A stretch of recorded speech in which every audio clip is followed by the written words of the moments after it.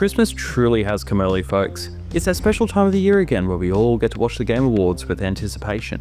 From celebrity appearances like Harrison Ford, to seeing who won prestigious awards like Game of the Year, or, more importantly, Content Creator of the Year. Thanks, Jeff Keighley, very cool. But in all seriousness, the Game Awards is not only an annual celebration of the accomplishments made in the gaming space, but it's also an exciting look into the future to see what new games are on the horizon. And guys, this year was no joke. I counted a total of 56-ish gaming announcements and trailers from this year's award show, and there were some seriously impressive reveals that I just cannot wait to go through with you all today. So in this video, I'll be going through every game announcement from this year's Game Awards for those of you who missed the show. And for convenience sake, I'll also make sure to list every game in chronological order of release date as well. Now, without further ado, let's kick things off with our first announcement. And that is the Helldivers 2 Omens of Tyranny update. This trailer was honestly incredible, and honestly the shot in the arm that Helldivers 2 needs right now. We get a new faction and new colonies to spread democracy on, and this update will be available for everyone right now at the time of recording this video. Following this, we were also given a trailer for Post Malone's Murder Circus, which is an in-game event for Hunt Showdown 1896. And this event is actually available from December 12th all the way through till February 10th next year. While I personally haven't gotten my hands on this game yet, the combination of posty and just deeply unsettling clowns has certainly piqued my interest, so I definitely think I'll be checking this event out over the coming weeks. Next up, we have Warframe 1999. And this update should actually be ready to play by the time you're watching this video, with its release date being December 13th. And I'll be honest, it's been a few years since I've dipped my toes into the Warframe universe, so I have absolutely no idea what the fuck is going on in this trailer, but I also have a feeling that I'm not alone there. But with that being said, maybe this would actually be the perfect time to dive back into this game with this brand new update. Anyway, speaking of updates, Bandai Namco actually treated us to a gameplay reveal for a Tekken 8 crossover with the Final Fantasy universe. And this is with the inclusion of Clive Rossfield from Final Fantasy 16. This just honestly looked insane to watch. I'm kind of at a loss for words here. But if you're keen to get your hands on this character, Clive will be joining Tekken 8 on December 19th. And for those of you with early access, you'll actually get him a few days earlier on December 16th. Alrighty, so Netflix made an appearance at this year's Game Awards to promote their upcoming season of Squid Game, as well as a new Netflix game called Squid Game Unleashed. And this game appears to be somewhat similar to Fall Guys in a way, only just a lot more nefarious. So Squid Game Unleashed will be available through the Netflix app on December 17th. And following this, we've got the Faybreak DLC announcement for Palworld, and it looks interesting. I mean, I guess Pocket Pair does need to find a way to somehow pay their legal fees against Nintendo, right? Either way, 'tis the season for giving the perfect gift for your loved ones, so thank God the Pokemon with Guns Faybreak DLC will arrive on December 23rd, just in time for Christmas. Okay, so we were also given a new trailer for Wuthering Waves ahead of its 2.0 release. And I'll be honest, I don't know a great deal about this game except for the fact that it's a post-apocalyptic open-world RPG. I believe this game has already been available on iOS, Android, and PC. However, with this new 2.0 release, it'll be making its way over to the PS5 on January 2nd next year. Following Palworld's DLC by exactly 1 month's time, Final Fantasy VII Rebirth will actually be receiving a PC port, promising improved lighting, textures, and performance. This port can be picked up from January 23rd, 2025. Moving on to February next year, we can expect the early access release for Midnight Murder Club. However, it is actually available right now for a crossplay beta, and that's on PS5 and Steam. And to be honest, this just looks like the perfect party game with a really simple premise. So you're basically in this pitch black mansion at night with nothing but a pistol and a flashlight. And your goal is just to pick everyone else off one by one. And there seems to be this element of deception and bluffing to the game, which kind of reminds me of Gary's Mod Murder actually. But yeah, super keen for this game, and we'll definitely be trying this beta out as soon as possible. Alrighty, so next up from Hazelight Studios, the developers of It Takes Two, comes a brand new co-op game called Split Fiction. So this story sees two aspiring writers, Mio and Zoe, becoming trapped in their own fictional stories where they'll need to cooperate with each other in order to escape. And right out of the gate, this trailer shows off some really impressive visuals, from the futuristic looking landscapes to a medieval fantasy world where the developer said it himself, you can hatch full-ass dragons. So Split Fiction looks like it'll shape up to be a really entertaining adventure, and it appears to be incredibly pro-consumer as well, with the developer promising no loot boxes, no microtransactions, and only needing one copy of the game to be able to play with a friend online with the game's Friend Pass. So I'm personally really excited for this game, and it'll be releasing on PC, PS5, and Xbox Series on the 6th of March next year. And also arriving on the exact same day is the new hero shooter Fragpunk. This game will feature 5v5 arena combat with a bit of a twist, where players can activate in-game cards which will dramatically alter the match. Some examples from the trailer include changing the weather, shrinking everyone's head size, and flipping the map completely upside down, which just looks really cool. So this game will be free to play and available on PC, PS5, and Xbox Series consoles. Okay, so towards the later end of the month, we can actually expect a small handful of game releases, and starting this off is a cozy and laid-back exploration into the Lord of the Rings universe through Weta Studios' Tales of the Shire. So this game really feels like it'll scratch a very similar itch to people who love Animal Crossing, given that it really seems to be focused on developing your gardens, your hobbit hole, and interacting with the locals from the Shire. So Tales of the Shire is due to release on March 25th on pretty much every console on Steam, Xbox Series, PS5, and Switch. Alright, so we were given a cinematic trailer for the first Berserker Kazan, which is due to arrive a couple of days later on March 27th. I'm not gonna lie, usually cinematic trailers really don't do it for me. It's more of just a personal preference. But I actually managed to find a gameplay trailer for this game from about 3 months ago, and yeah. I feel like the art style in the gameplay is completely different from the art style in the cinematic, so it may be worth checking out that gameplay trailer if you're interested in this game. But don't get it twisted though, this does look like a gorgeous game. It just looks a little bit different than what the cinematic is putting forward. I was very much getting a Diablo 4 type of vibe, and when I look at the gameplay trailer, it kind of just doesn't look like that. Okay, Killing Floor 3. The premise of this game sees us clearing out hordes of mutated and infected bioengineered Zeds. This gameplay kind of looks like a cross between New Doom and the Left 4 Dead games, so this will definitely be on my radar next year. So Killing Floor 3 will be available on PS5, Xbox Series, and PC in March next year. Also around the same time next year, we can expect Mecha Break, which is slated for a spring 2025 release on Xbox and PC. And all I can really see about this trailer is that it looks like an absolute dream for Gundam fans, but the combat looks really fast-paced and over the top, which I feel kind of fits the overall vibe of the game just perfectly. Okay, so next up on April 3rd, we've got The Last of Us Part 2 Remastered PC port. Not really too much to say on this one. The series does feel like it's had like 100 remasters and re-releases by this point, but I'm also really glad to see that it is making its way over to the PC. Now, I was not expecting a brand new Mafia game, but I am definitely not complaining. Mafia: The Old Country is set in 1900s Sicily, well before the other Mafia games in the series. And I feel like this is just such a unique period and setting to explore in a game like this. I'm not sure if this will be an open world format or not, but either way, I'm excited for this one. And Mafia: The Old Country can be expected on the PC, PS5, and Xbox Series in summer next year. Alrighty, so next up we have Dying Light, Mr. Beast, a promising looking game that depicts a harrowing tale of one survivor's journey to hopefully winning a Tesla. No, but seriously, Dying Light, The Beast actually looks incredible, and it was one of my personal favourite picks from this year's Game Awards. I'm loving the environment designs and the lighting effects, they're all just truly gorgeous, and I feel like Dying Light 2 never really came close to looking this good as what we're seeing in this gameplay trailer. Dying Light the Beast will also be available on Xbox Series, PS5, and PC in summer of 2025. So what do you get when you combine the devs from Sifu and football?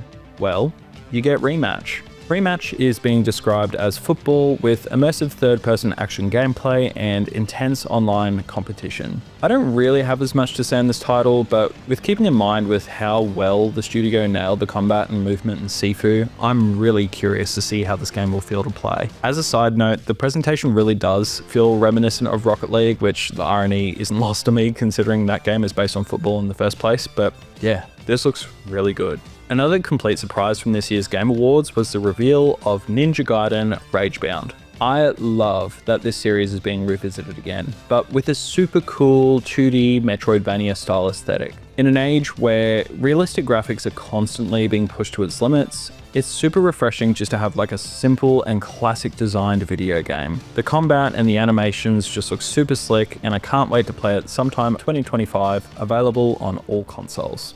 Now, I'll admit that I've never played any version of Double Dragon before, but I do know that the series has a massive cult following. I feel like it's pretty clear from this year's Game Awards that fighting games are just so back. This game has been given a release date of October 23rd next year, and it'll be available on Xbox and PlayStation consoles as well as Steam. So we received a brief trailer for a really cozy looking game called One Move Away, and we can expect this game's arrival sometime next year. For me personally, I've actually included One Move Away into the list of games I'm most excited for next year, probably because it looks like it'll scratch the same itch in my brain as Power Washing Simulator does. There's just something about these cozy games that are designed to be visually satisfying via cleaning or solving a puzzle, and yeah, it just does it for me. Like I said, One Move Away is set to arrive next year, and it'll be on Xbox, PlayStation, and PC. Okay, so I just know that there's going to be a lot of people excited for Slay the Spire 2. The original was released about 5 years ago, and it was just reviewed incredibly well and adored by many. Slay the Spire is kind of like this rogue-like deck building dungeon crawler, and the new sequel seems to just be expanding on this terrific formula. I personally think that this is one of the stronger reveals from this year's Game Awards, and yeah, just super excited to see what the team at Megacrit have in store for us with this sequel. So we can expect Slay the Spire 2 in early access sometime next year, and I for one just cannot wait. Okay, so next up is a game that I actually haven't heard anything about prior to seeing this trailer, but it just looks like a really gorgeous CRPG style of game. Kind of reminds me of something along the lines of Baldur's Gate 3, and the game I'm talking about, of course, is Solasta 2. This game will be releasing in early access next year, with a playable demo hopefully available to the public in early 2025. Now for one of the big daddy announcements from this year's Game Awards. God damn it, Miyazaki, you've done it again. Fans, including myself, were completely blindsided with a new trailer for Elden Ring Nightreign, which is due to release at some point next year. Recently, Miyazaki actually mentioned that From Software isn't considering developments such as Elden Ring 2, leaving many people to speculate what his next project would actually be, but now we know. So rather than a sequel, FromSoft will be releasing a standalone Elden Ring game which appears to be set in an alternate universe. In this game, you can play with up to 2 other people in co-op, as well as purely just playing in standalone, which is amazing. And it appears that rather than having your typical class customization systems in place like you would with the vanilla game, players can actually choose from one of 8 unique characters that have their own unique abilities and weapons. It appears that each session will see players fighting their way through what seems like a wave-based system, with a powerful boss awaiting at the end of every night, and a chosen Night Lord at the end of every 3rd night. And while I was watching the trailer, a lot of the landscapes either looked like they were repurposed or reused, but look, regardless, I have a lot of faith in FromSoft. I love these games, and I just cannot wait to see what FromSoft includes with this new standalone title. Okay, so next up we have Steel Paws. I'm going to be honest, I really don't have much of a clue as to what this game is about. This trailer basically had no gameplay in it whatsoever, but what we do know is that it is another Netflix game, and we can expect it to arrive on mobile at some stage next year. Okay, so the developers from the greatest Fallout game is back and better than ever with the Outer Worlds sequel, set to release next year on Xbox, PlayStation, and PC. I know for a fact that David from Heaps Good is incredibly excited for this one, but can you blame him? This trailer just feels perfectly on brand for the Outer Worlds universe, balancing its comedic tones while also treating us to some really gorgeous visuals and landscapes. Weirdly enough, I also kind of got a bit of a Borderlands vibe from this trailer's art style and narration, which neatly brings us along to the next announcement, Borderlands 4. And as far as I'm concerned, this is the only Borderlands related media that's been released this year. Seriously though, this trailer does look really promising, and I think the blend of cinematics and gameplay in this trailer actually really helps it feel like a truly current gen title. When it comes to the whole cel-shaded aesthetic, it's kind of hard for me to notice the leaps in graphical quality, but I think where these games really shine is in its actual gameplay and how the guns actually just feel to shoot. And I know that Borderlands 3 copped a lot of shit for its writing, and especially when it came to its villains, but I personally love the improvements to the combat in that game and how sick your character would feel just traversing through the worlds. But I think a question that's going to be on a lot of people's minds is how Borderlands 4 will shape up in its villain department. Obviously, the second game had an excellent villain, Handsome Jack, and I feel like that kind of cast a shadow on the rest of the series, but we'll see soon enough for ourselves next year with Borderlands 4. Okay, Splitgate 2. Basically the love child of Call of Duty, Halo, and Portal. Really nothing much to say on this outside of the fact that this is a new gameplay trailer just for the Game Awards. I for one know that Dave from Heaps Good is a massive fan of Splitgate as a whole, so he'll likely be covering this game on the channel when it arrives next year on both current and last gen consoles, as well as PC. Now, do we really need another Game of Thrones mobile game? Maybe Kit Harington will sell his soul to feature in ads like he did for Game of Thrones Legends. I'm kidding, of course. Get that bag, Jon Snow. I'm just not sure exactly what type of mobile game this will be yet, as a lot of the footage here looks like it might be in-game cutscenes. But either way, with how powerful mobile phone technology is these days, for all we know, this could be a full-blown action-adventure game for on the go. Or maybe it's going to be a gacha game, but regardless, Game of Thrones King's Road will be released at some stage next year with more information on the horizon, I'm sure. Alright, so next up we have this new tongue-in-cheek game, and it's set in the world of superheroes with an insanely stacked cast, and that is Dispatch. This game is brought to us by some of the ex-devs from Telltale Games, and it very much appears to be in the same vein of games like Walking Dead and The Wolf Among Us. Dispatch sees us playing as, well, a dispatcher, whose job it is to help hunt down superheroes from a call center. This game will star Aaron Paul, Laura Bailey, Jeffrey Wright, and some potentially familiar names like Alana Pierce, Joel Haver, and Moist Critical himself. This game has been given a 2025 release, and I for one cannot wait to get my hands on it. Okay, so next up we have the Operations trailer for StarCraft X, which appears to be an update for the existing survivor shooter set in Chernobyl. Operations will be a new PvE mode that'll be released across various stages next year, which will see a team of 3 players venturing into the mysterious corners of the zone to complete various objectives and fight a range of opponents and mini-bosses. Operations has been described as being a dungeon crawling format, so I'm very intrigued to see how this will look next year. Okay, so I personally haven't played Dave the Diver yet, but I think that's going to have to change pretty quick because I've heard nothing but amazing things from this unique title from Mini Rocket. A trailer has been shown for Dave the Diver's upcoming expansion, In the Jungle, which will see Dave and his friends expanding their horizons and incorporating deep-sea exploration gameplay with managing a sushi restaurant. That just sounds so cool to me. So this DLC or expansion is expected to arrive late next year on all consoles. Now, before we go any further, I'll just quickly mention that it's pretty much from this point onwards where the gameplay trailers are getting further and further out with their release dates. So because of this, there's probably not as much to comment on from these trailers outside of a few games here and there because they're pretty much all just cinematics, but I'll still do my best to try and include or touch on any relevant information. Okay, so arriving in late 2025 is an upcoming open-world action-adventure game from Pearl Abyss, and that is Crimson Desert. Some of the shots in this trailer just look absolutely gorgeous, and the combat looks really well done as well. There's this really epic tone set throughout the trailer, all thanks to the voice performance of the narrator, and this game feels like it takes really heavy inspiration from Norse history and mythology. However, there's also this element where you're flying around on a dragon or trying to traverse this somewhat futuristic looking terrain, so yeah, consider my interest peaked for this game, and I'm pretty keen to get my hands on this game just to see what the deal is. So next up we have Thick as Thieves. It's a brand new stealth game which looks like it takes very heavy inspiration from the Dishonored series, especially with its art style. But I'm really keen to see more about this game as we get closer to its release in 2026. However, in the meantime, it does plan to release on PC, Xbox Series, and PS5.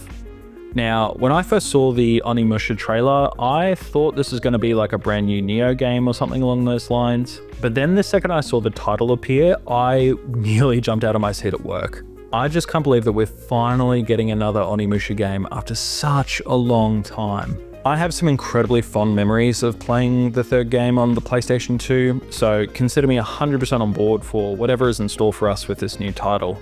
Details are fairly limited at this point. It was mainly just a cinematic trailer, but Onimusha Way of the Sword is scheduled for a 2026 release on PS5, Xbox, and Steam. So we received a trailer for an upcoming reimagining of Screamer, originally a racing game from 1995. I'm definitely interested to see some gameplay for this title because the art style does seem really unique, and in a way, so far, it's actually kind of reminding me of the older Ridge Racer games from the PlayStation 1 era. But yeah, Screamer is also set for a 2026 release on PS5, Xbox, and Steam. We also saw a trailer for Black Frost The Long Dark 2, Even Longer and Even Darker. So this trailer depicts what looks like a combination of an indie studio game with the smash hit 2004 movie The Day After Tomorrow. Just pure survival amongst the harsh, cold terrain and frozen tundra. From start to finish, this trailer's art style was just beautiful, and I can't wait to see more updates on this game. Black Frost The Long Dark 2 will be coming to early access in 2026. So we also received a trailer for Shadow Labyrinth, a 2D platformer which quite simply appears to be a fresh and unique take on the Pac-Man formula. It seems that you'll be controlling a playable character who is also accompanied by this little tiny Pac-Man looking companion, which I fully anticipate will be used for various special attacks or abilities as shown in the trailer. And next up, we were also treated to a quick look at this Terraria-esque survival-based game called Kyora. Not much is known about this game at this stage, but if games like Stardew Valley or Terraria are up your alley, I feel like this one is going to be for you. Okay, so this next one is massive. Arguably just as big, if not bigger, than Elden Ring Nightreign. And that is the new cinematic trailer for The Witcher 4. This 6-minute cinematic trailer was just absolutely gorgeous. We see Ciri take the helm as the main protagonist for The Witcher 4, and she is absolutely looking the part. As expected, not too much additional information seems to be revealed at this stage, outside of the fact that CD Projekt Red is planning a new trilogy of single-player Witcher games, with The Witcher 4 being its first installment. I suspect this game will still be a couple of years off from release, but I guess only time will tell. Alright, so Catly, we received this trailer for this upcoming game, and I'm gonna be honest, I'm not exactly sure what this game is supposed to be. Perhaps there's something in a similar vein of Stray. But either way, so far it's confirmed that Catly will be released on Steam, Nintendo Switch, and Apple Watch. Alright, so from the creator of Shadow of the Colossus and The Last Guardian, we were also shown a trailer to a game that's going by a codename called Project Robot. At least I think it is anyway. This trailer shows someone escaping this devastating wave of energy and destruction in the head of this giant mech or robot. And there's really not much else to go off of here, but I am personally really excited to see what the deal is with this game because I am a pretty big fan of Shadow of the Colossus, so yeah, I guess we'll see. Also at the Game Awards was a trailer for Steel Hunters, which feels like the love child of Titanfall, Transformers, and Zoids, if anyone remembers that TV show. Created by Wargaming, the developers of World of Tanks, it seems like Steel Hunters is some sort of an arena shooter, but basically as giant Transformers or robots instead. But yeah, this game genuinely looks like a blast to play, and thankfully there's actually a PC beta available right now for 10 days. But outside of the beta, it doesn't really look like there's any confirmation on the final release date as of yet, unfortunately, so I guess we gotta stay tuned and find out. So we were given 2 game announcements from RGG Studio this year, one of them being Project Century. Not sure if this one will have any tie-ins to Like a Dragon, but this trailer does really feel like a Yakuza or Like a Dragon game, but set in this incredibly unique setting of Japan in 1915. I really like what I'm looking at here. The world just looks incredible, and yeah, I can't wait to see more gameplay for this one. The other game that was announced from RGG Studio and Sega is a revitalization for the Virtua Fighter series with a brand new entry. There really wasn't much information to go off of though with this trailer, but Sega did announce that they would have a follow-up Virtua Fighter Direct livestream from their YouTube channel. So I did actually watch the stream, and it didn't really cover as much about the new Virtua Fighter game as I was expecting, but it did actually cover a lot of the expected improvements and implementations with their upcoming Virtua 5 Revo title, which will be released in January of next year. As for other trailers, we did see a new reveal trailer for the brand new Turok game, which will be called Turok Origins. Not much is known about this title as of yet, but this trailer is giving off some serious Ark Survival energy. Regardless, it's guns, it's dinos, what's not to like? I'm sure we'll get more information on this sometime soon, so yeah, we'll see how this bad boy shapes up. Okay, so next up we saw a trailer for an upcoming game from developer Ghost Town Games and publisher Hello Games, and that is Stage Fright. It appears to be a co-op based game with a very unique art style and incredibly witty, self-aware humor, but outside of that, it's kind of hard to speculate too much on this game and what its mechanics will involve. We were also given a very brief glimpse at a new Sonic racing title, and it'll be called Crossworlds. I can't explain just how stupidly excited I am for this game, despite not seeing a second's worth of gameplay. I feel like we've been living in this Sonic renaissance these past couple of years, and I'm here for it, I'm loving it. We also saw a glimpse at an Okami sequel, which is literally just called Okami Sequel. I absolutely adore this art style, and I've always wanted to dive into the original game, but yeah, I'm thinking that this will be the perfect time to finally explore the original Okami ahead of this new release. Alrighty, on the home stretch now, we were shown a trailer for a brand new game being created by Naughty Dog, and that game is Intergalactic: The Heretic Prophet. It's kind of hard to say how this one will turn out. The audience reception is already fairly mixed by the looks of it, and I don't know, it's just really early days, but I personally have a lot of faith in Naughty Dog's track record, and at this stage, I think I'm just going to try and approach this game with an open mind and curiosity. I definitely didn't expect a super futuristic game from this developer, and it's kind of giving me Guardians of the Galaxy meets the Alien universe kind of vibe, but either way, I'm loving the aesthetic and especially the laser sword combat. Okay, so Den of Wolves. So a trailer for this game debuted as well. It's from the creator of Payday 2 and GTFO, and in Den of Wolves, you and your friends will operate as crims for hire to plan and execute heists between rival megacorps. Not gonna lie, this does kind of just feel like more Payday with a different name and a bit of a twist, but I could be totally wrong there. Alright, so for these next 4 spots, I'm going to group these trailers together purely just because they all feel quite similar in style, but also personally, I'm just not too familiar with these games. So first up, we have Dungeon Hunter Arad. Now, I haven't played Genshin Impact before, but with what we're shown in this trailer here, visually, this is just what I imagine the art style for that game to be.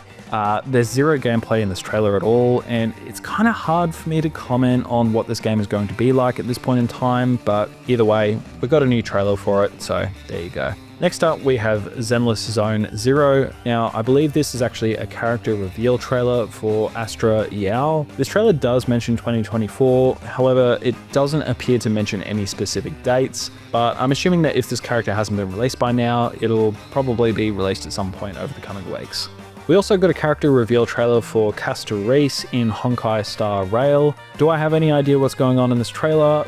Not in the slightest, but I can't deny it, the music was super catchy and kind of had me bopping in my chair while I was making this video. And lastly, I'm pretty sure this one is based on an anime called Solo Leveling, I think. But we were also treated to a trailer for Solo Leveling Arise, which is coming to iOS, Android, and Steam. No date from what I can see so far. But before I wrap up this video, I did just want to also include 2 honorable mentions. So I've seen from other news aggregates that there was an AI Limit gameplay preview and a Path of Exiles 2 trailer that featured at this year's Game Awards. Now, I feel like I've scoured through the live stream, but I just couldn't locate any of these personally, so if these were in fact both featured from the show, I just wanted to at least mention these here just in case.